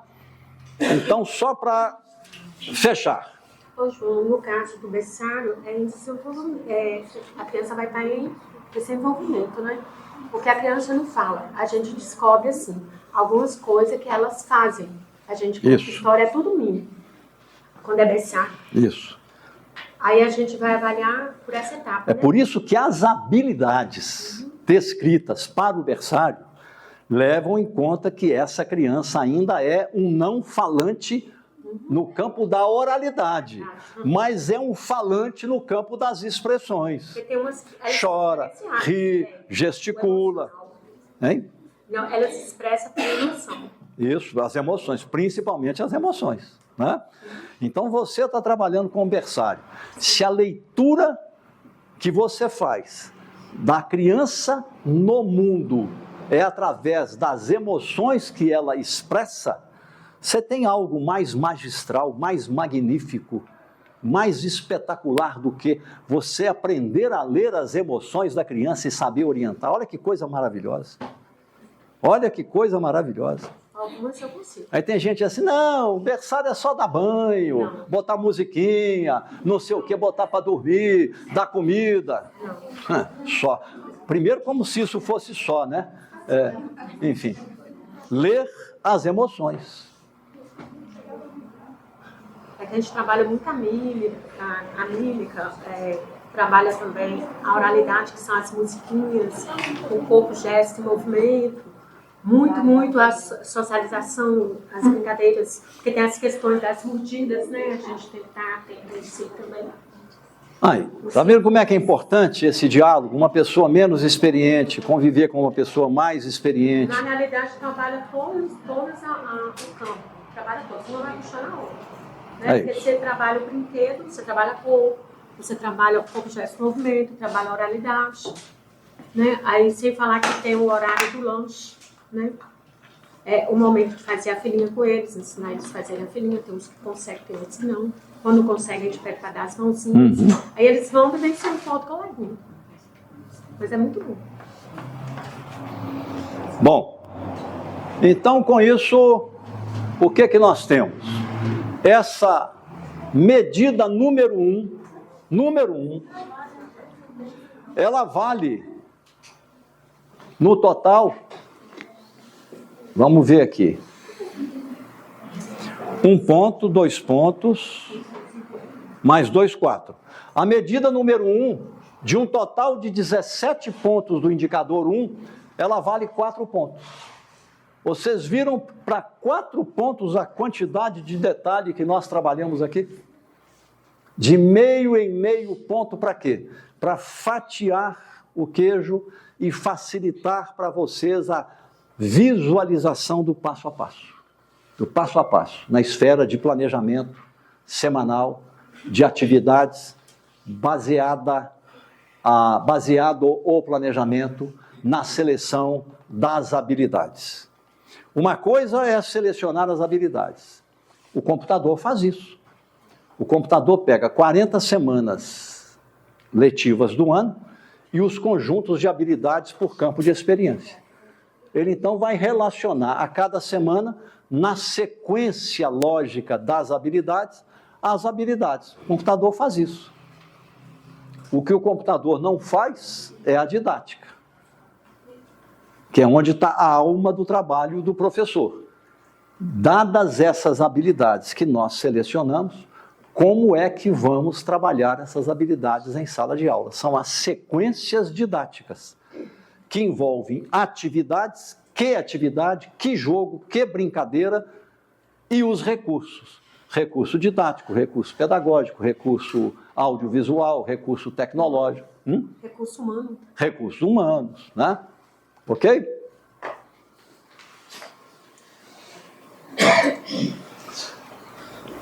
Agora nós passamos para a segunda medida do indicador. Aquela foi a primeira medida, valendo 4 pontos e subdividida, tá? Segunda medida, da utilização didática dos recursos tecnológicos disponíveis na escola. Que uma coisa é eu registrar no meu planejamento que utilizarei tais recursos. Outra coisa é, utilizei? Como utilizei? Qual foi o impacto e o desenvolvimento esperado das crianças aconteceu? Né? O professor seleciona previamente e registra no planejamento semanal, assegura a disponibilização prévia, leva à sala de atividades e utiliza os recursos tecnológicos disponíveis na escola, de 0 a meio ponto. 2.2. Semanalmente, em suas atividades de interação com as crianças, o professor observa e registra que impactos construtivos ou positivos a utilização desses recursos, conforme 2.1, está produzindo para ampliar as possibilidades das crianças com respeito a organizar pensamentos e ideias, assegurar a manifestação de seus interesses, desejos e curiosidades, brincar e trabalhar em grupo, ter iniciativa. Para cada coisa dessa é meio ponto. Então, esse 2.2 vale 2 pontos, que ele é bem mais didático, pedagógico do que esse aqui, que é só selecionar os recursos, né? Então, até agora nós temos meio mais 2, 2,5 pontos. Agora nós vamos para a medida 3 e última desse indicador. Sobre a melhoria da aprendizagem das crianças. 3.1. Diariamente, o professor estimula e valoriza as produções individuais e coletivas das crianças. Meio. 3.2. As crianças são bem cuidadas e semanalmente o professor comprova que elas apresentam progressos no cuidado consigo mesmas. No cuidado consigo mesmas. Meio. 3.3. Garante que as crianças recebem apoio para a conquista de autonomia na escolha de brincadeiras e de atividades e para realizar os cuidados pessoais diários. Meio. 3.4.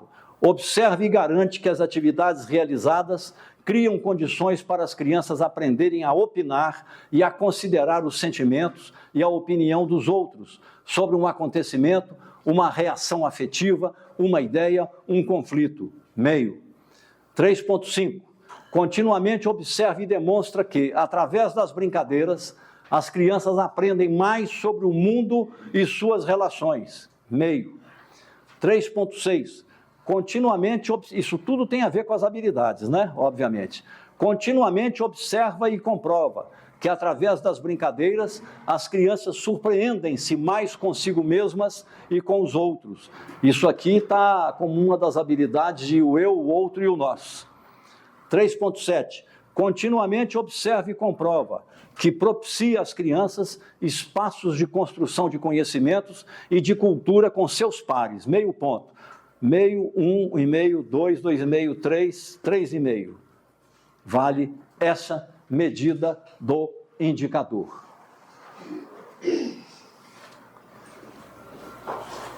Dentro do indicador, que vale 17 pontos, medida 4.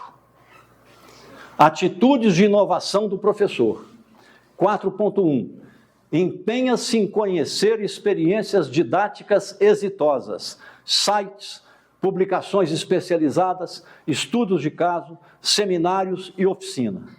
Ô, gente, na internet, vocês encontram 50 sites excelentes aplicados à educação infantil, com respostas para todas as dúvidas, problemas que eventualmente vocês tenham com base na observação do seu trabalho. Você tem modelos de planejamento, modelos de atividades, de desenvolvimento didático das atividades, tem tudo, tem tudo. Então não há razão alguma, para nós professores não brilharmos em sala de aula, tanto na elaboração quanto na aplicação metódica de atividades baseadas em ótimos planejamentos elaborados. Você tem tudo isso disponível aqui. Tem tudo aí. Quando fizerem um módulo 2, o módulo 2 tem que levar em conta as necessidades mais imediatas que professores estão vivenciando no seu trabalho em sala de aula na escola. Eles agrupam, reúnem quais são essas dificuldades e vão estudar juntos no módulo 2 com resolução. Agora, o módulo 2 não é para chegar lá e ouvir uma palestra. O módulo 2 tem um tema, eu pesquiso isso antes, eu estudo isso antes, eu consulto um site, 2 sites, e chego lá com algo a dizer aos meus colegas, como se fosse um seminário. Aí todo mundo participa, todo mundo desenvolve. Ah, mas eu tenho tempo para ver a famosa série que foi lançada agora, com 80 capítulos, 80 episódios, cada episódio dura 1 hora, aí eu vejo 2 episódios por noite, 2 horas, mas não abro meia hora um site da educação infantil para estudar.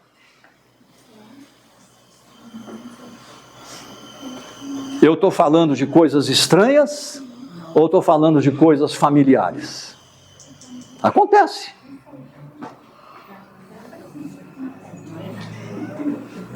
Tá? Sites. E disso faz registros e oferece evidência prática. Faz registro de que pesquisou, fez registro, está lá e mostrou para a pedagoga, está aqui. 4.2. Adapta os seus planejamentos e formula e aplica novas estratégias e sequências didáticas a partir dos conhecimentos e das novas habilidades didáticas que está adquirindo e consolidando, que é dinâmico, 0,8. Faz o registro, 0,2. Um ponto mais um ponto, 2. 4.3. Quando os objetivos de desenvolvimento das crianças não são alcançados, compartilhe o problema durante a sessão de formação continuada, o módulo 2. Com apoio do pedagogo e dos colegas, procura soluções, as experimenta em sala de aula ou em um espaço escolar adequado, 0,8. Isso aqui é um experimentalismo, é uma busca por inovação, é uma busca por descoberta. É exatamente o que ela falou, que nós temos que instigar o aluno permanentemente a desenvolver a descoberta, a curiosidade e assim por diante, aplica-se a nós também. 4.4. Interage com os colegas, socializa seus registros com o grupo e juntos, nas horas de atividade e em outros momentos, conversam sobre as rotinas, as jornadas. Vou ver se eu consigo...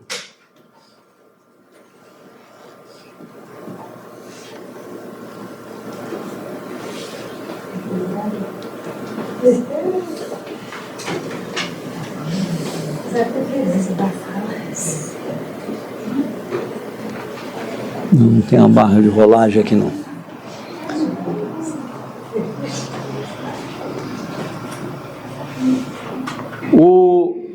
Medida 5, parece que é a última desse indicador. O professor organiza o seu portfólio contendo, dentre outros registros, 5.1, os procedimentos de registro e de avaliação continuada e mensal do desenvolvimento das crianças. Segundo os 6 direitos de aprendizagem, os 5 campos de experiências, o eu, o outro e o nós, corpo, gestos e movimentos, traços, sons, cores e formas, oralidade e escrita, espaços, tempos, quantidades, relações e transformações. Esses procedimentos são aplicados e adotados em consenso com o pedagogo, observadas as sequências e as combinações das habilidades respectivas a cada um dos 5 campos de experiências. Fez isso, 1 ponto.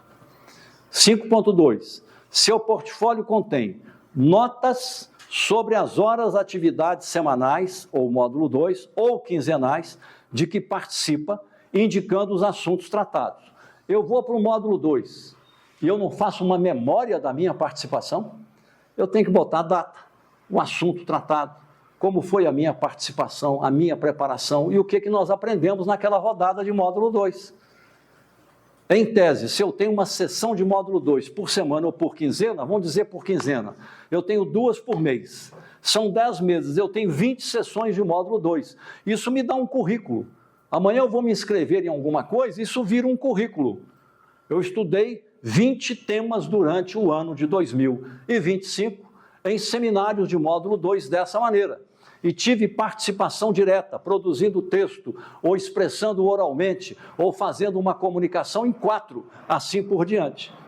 Se você não faz esse registro, como se fosse o seu currículo, do que você está aprendendo no exercício da sua profissão, é porque é um sinal de que o módulo 2 não está sendo tão valioso assim.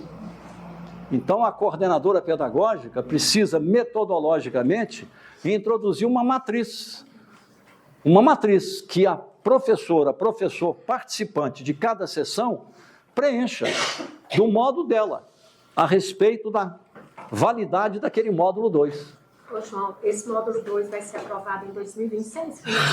Nós não estamos informados do módulo 2. Vocês não têm? Não, até no momento não. Ainda vai então? Isso faz falta. Isso faz falta, nem que seja quinzenal. Nós estamos fora disso tudo, porque nós não sabemos, parece que ficou de ser aprovado agora. Nós não sabemos. Você está falando módulo 2? Isso é uma falta. Isso... A gente cumpre um módulo o módulo que a gente já faz. Lá na escola, como é que funciona então? Você tem um intercâmbio com a pedagoga. Sim, só o planejamento que eles mandam e nós fazemos o desenvolvimento da escola. Bom, Aí você ainda vai estudar, né? O 5.2, seu portfólio contém as observações, produtos que elaborou, o que você elaborou, no caso de ter a prática do módulo 2, né? São 20 sessões por ano, o que você elaborou, que seminário você apresentou, que oficina sobre que tema você apresentou e assim por diante. As apresentações e os assuntos registrados, elaborados individualmente ou em grupo, durante o tempo dedicado a essas horas de atividade, esse módulo 2 que vocês ainda não têm. Os seminários e as oficinas que apresentou ou em grupo. 2 pontos. Então, neste caso, nós fechamos o indicador número 1. Vocês viram, às vezes eu repito uma ou outra coisa para destacar, para sublinhar. Como é que isso funciona? Você se aplica, isso que acabamos de ver, você se aplica com paciência, com paciência. A primeira vez que você for usar esse instrumento todo, você vai levar 1h15 a 1h20 até o final. Aí você já entendeu o instrumento. A segunda vez que você for aplicar, você vai levar meia hora. A terceira vez você vai fazer isso aqui em 15 minutos, 20 minutos no máximo. Que você já domina a metodologia. E você já tem vários tópicos que você já domina e está com bom desenvolvimento. Isso vai lhe permitir identificar, olha, em tal indicador eu estou bem, mas nesse outro indicador eu estou muito mal. O que eu preciso aprender que eu ainda não aprendi? Isso aqui te ajuda a verificar. Isso é um mapa do caminho, como se fosse um espelho que você coloca diante de você. É uma autoavaliação e uma auto-orientação. Você se reorienta para melhorar em relação a você mesma, com base naquilo que você identificou aqui, que você ainda está frágil. Outra coisa que você pode fazer, segundo as afinidades eletivas, a relação de amizade, de confiança, estamos há tanto tempo trabalhando juntos. Você pode fazer isso com uma outra pessoa. Cada um se avalia, mas a minha colega não sabe a nota final que eu me dei, e agora vocês trocam de posição. Você avalia a colega e ela te avalia. E depois, no final, vocês duas informam a nota que você se deu e a nota que a colega se deu. Tem uma diferença significativa? Se tiver, vão conversar a respeito, somos amigos, então aqui ninguém está julgando ninguém e troca de figurinha. Quando você cumpre o papel de avaliar o outro, você é muito mais rigoroso do que quando você se autoavalia. É um aprendizado humano maravilhoso, porque o cérebro humano nos inclina a cometer, não é por má fé, não, a cometer o auto-engano. O psiquismo do ser humano tem muito receio da crítica, e mais ainda da crítica que eu mesmo faço a mim mesmo, né? Então você comete auto-engano. De 0 a 1, você merecia, na verdade, 0,2, mas você já arredonda sempre para cima. Você põe meio. Eu estou no meio. De 0 a 1, eu já arredondo para 1. Não, isso aqui agora eu já sei. Eu não sabia, mas agora eu já sei. Mas você ainda não sabia. Aí você se dá 1. Não é má fé, é auto-engano, mais ou menos inconsciente. Quando alguém te avalia, não tem jeito. Não tem jeito. Agora é alguém externo à minha consciência. É a consciência do outro. E o outro quer dar uma contribuição. E para dar uma contribuição, ele tem que usar do rigor. Então, de repente, eu já vi isso acontecer. Eu me dei a nota 9. Eu me dei a nota 90, dividindo por 10, de 0 a 10, nota 9. Mas o meu colega me deu a nota 4. Aí não tem jeito de somar as duas e dividir por 2 e achar a média. Você pode somar as duas quando a diferença for de pouco ponto entre uma e outra. Agora, um deu nota 4, o outro deu nota 9, não tem jeito. Ou um está muito errado e o outro está totalmente certo, ou os dois estão completamente errados. Como é que você resolve o problema? Ao invés de chamar um terceiro, vamos nós dois juntos agora repassar ponto por ponto. Aí vocês vão descobrindo o contraditório onde é que ele está.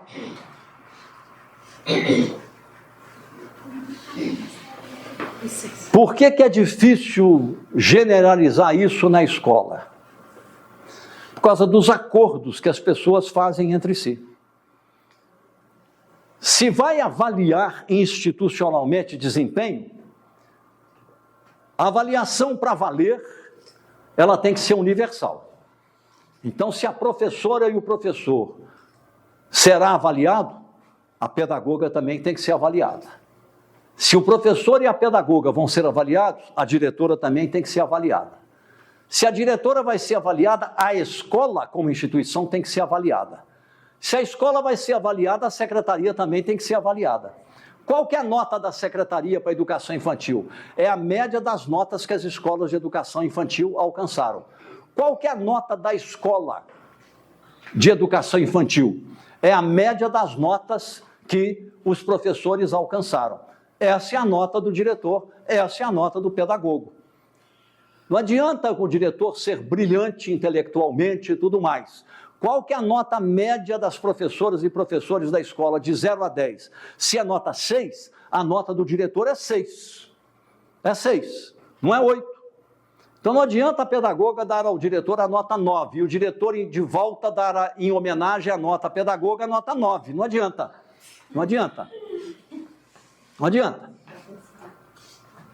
Quem está na sala de aula, cumprindo a finalidade última e fundamental da educação, é o professor. Então, o critério tem que ser quão bem o professor se encontra. Quando você tem nota de aluno, que não é o caso da educação infantil, você tem nota de aluno, fica mais fácil. Porque aí você pondera a nota do professor pela nota do aluno. Aí fica muito melhor. Né? É isso. Então, para ser justo, quando você avalia alguém, todo mundo tem que entrar nesse barco. Todo mundo. Secretaria tem que ser avaliada, escola tem que ser avaliada, diretor tem que ser avaliado, pedagogo tem que ser avaliado, professor tem que ser avaliado. E não é para punir ninguém, não, é para todo mundo melhorar junto. Todo mundo melhorar junto. Eu já vi metodologia, vamos avaliar a Secretaria de Educação. Você não tem que avaliar a Secretaria de Educação. Secretaria de Educação é avaliada pelo aprendizado do aluno lá na escola. É isso que diz o que é uma Secretaria de Educação. É isso que diz o que é uma escola, o que é um diretor de escola e assim por diante, né? Então é por isso que esta metodologia, a recomendação que eu faço é prudencial. Vocês usem individualmente. Quem quiser compartilhar com o colega, eu recomendaria. Compartilha dessa maneira, para você não cometer auto-engano. Se quiser colocar um terceiro, um quarto, é a escolha de cada um. Se quiserem fazer até uma sessão conjunta e todo mundo faz a autoavaliação e discute coletivamente, é decisão das pessoas. O que eu recomendo é que usem essa metodologia. Ela está baseada na literatura da educação infantil, está baseada na BNCC, não tem nada fora disso, está baseada nas habilidades do currículo da BNCC, especialmente o indicador número 4. Vocês lembram aquele indicador número 4, que do total de 100 pontos ele vale 38? Que é o mais pedagógico de todos, portanto é o mais interessante. Mas eu não vou aqui ficar decifrando indicador por indicador, que seria mortal. Porque vocês viram, nós vamos fatiando o salame aqui, né? Meio ponto, meio ponto, meio ponto, mais um indicador aqui, daqui a pouco vocês vão dormir, né? Porque fica muito repetitivo, né? Já acabou. Fica muito repetitivo. Mas entenderam a metodologia como é que é? Muito boa. Você tem 5 indicadores, cada indicador tem medida, 1, 2, 3, ou 4, ou 5. Cada medida tem tópico e o tópico tem subtópicos. Para quê? Para você ir no ponto, e atribuir meio ponto para aquilo, meio ponto para aquilo outro, e vai somando as medidas. A soma das medidas dá a nota. Vocês viram que tem uma coluna para tópico, nota. Uma coluna para medida, nota. E a coluna, que você soma as notas das medidas, dá a medida do indicador. E lá no final, a medida final do instrumento. Eu fiz isso para a educação infantil, para anos iniciais e anos finais. Fiz isso para diretor e fiz isso para pedagogo. Sabe quantos anos eu levei para construir essas metodologias? 5 anos. 5 anos. Agora que eu vou publicar isso. Então, esse material está disponível para vocês e vamos aproveitar no tempo que nos resta. Vocês concordam que não tem sentido eu continuar aqui, pegar mais um indicador e vamos lá e medida... Entendemos a ideia, o importante é, né? É isso, entenderam, né? Tá? Eu só quero voltar aqui nos indicadores, na sequência.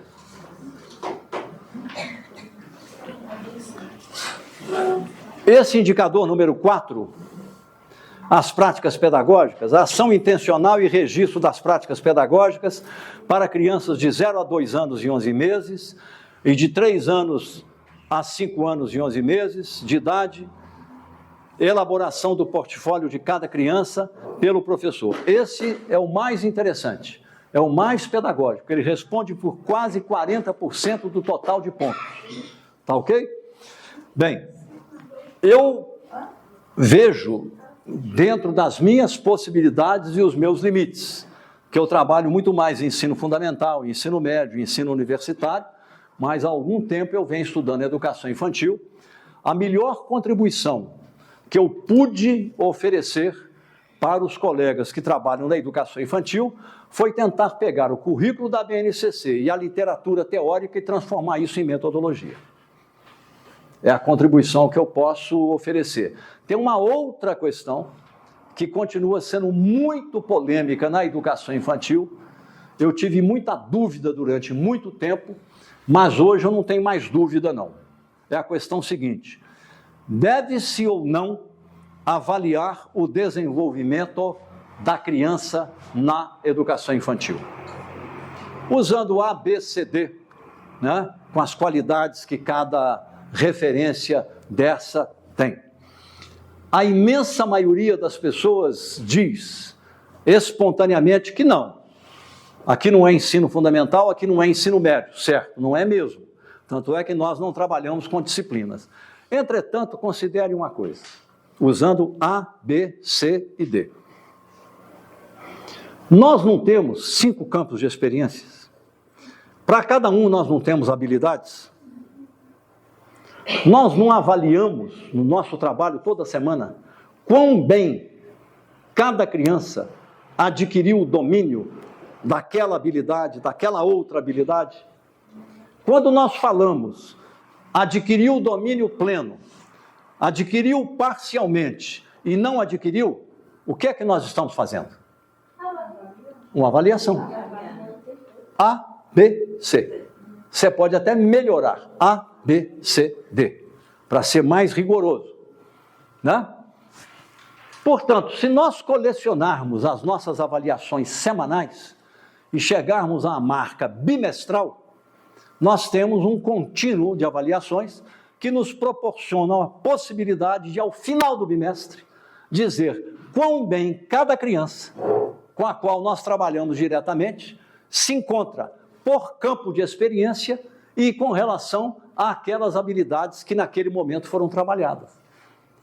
Para mim, isso é uma avaliação de outro tipo.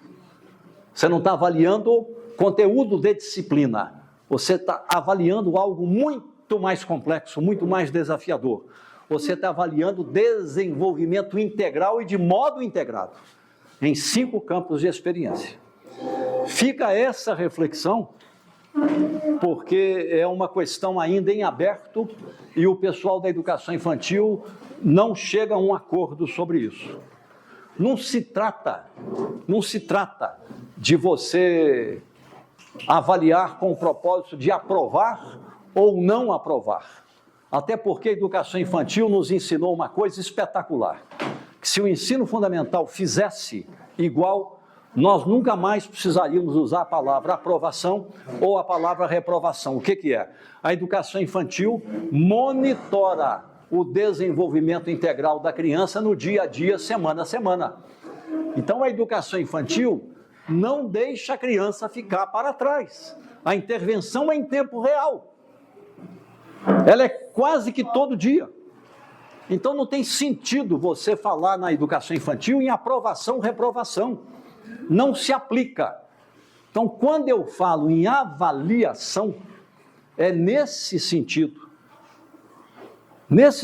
de você ter um registro de quão bem as crianças se desenvolveram, segundo aquelas habilidades por campo de experiência. Você tem isso por semana, por que você não fazer um acumulado no final do bimestre? E tem um mapa. Não é aprovação ou reprovação, é até para valorizar o trabalho que já é feito semana a semana. Porque, na verdade, vocês monitoram no dia a dia e avaliam até o final da semana. Vocês sabem dizer para a pedagoga e para vocês mesmas o estado de desenvolvimento da criança semana a semana, por campo de experiência e as habilidades nas quais elas se desenvolveram melhor ou não.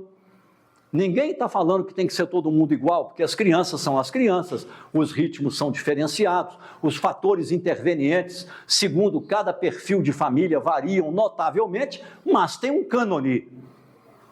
Quando eles estabeleceram um cânone, qual é o cânone? Para cada campo de experiência, aquelas habilidades por faixa etária do aluno. Não é um cânone? Eles não estão perguntando se o aluno é mais rico ou mais pobre, se ele mora no norte ou no sul, se ele é branco, indígena, pardo ou preto, se ele é alto ou baixo, se ele é magro ou gordo, se a família é rica ou pobre, não. Estão levando em conta a criança, a universalidade do ser humano naquele momento da vivência humana, que é o momento da infância. É isso. Então, vale para todos. Por isso é um cânone universal. Senão, nós teríamos que ter, para cada faixa de renda, uma metodologia diferente. Seria um absurdo, né? Enfim, é por isso que às vezes me falam assim, mas essa prova Brasil, que avalia os alunos no ensino fundamental e no ensino médio, ela tem um problema metodológico, porque é a mesma prova para o Brasil inteiro. Você tem alunos que aprendem mais rápido, alunos que aprendem com menor rapidez, tem alunos que já estão muito avançados, alunos... Todo mundo sabe disso. Todo mundo sabe disso. O mapa curricular é o que se espera que todos os alunos aprendam independentemente dos fatores socioeconômicos e ambientais. É aquilo que o ser humano, para estar no mundo com autonomia, precisa saber e conhecer. Saber fazer e conhecer. Tá ok? Podemos parar por aqui hoje? Muito obrigado.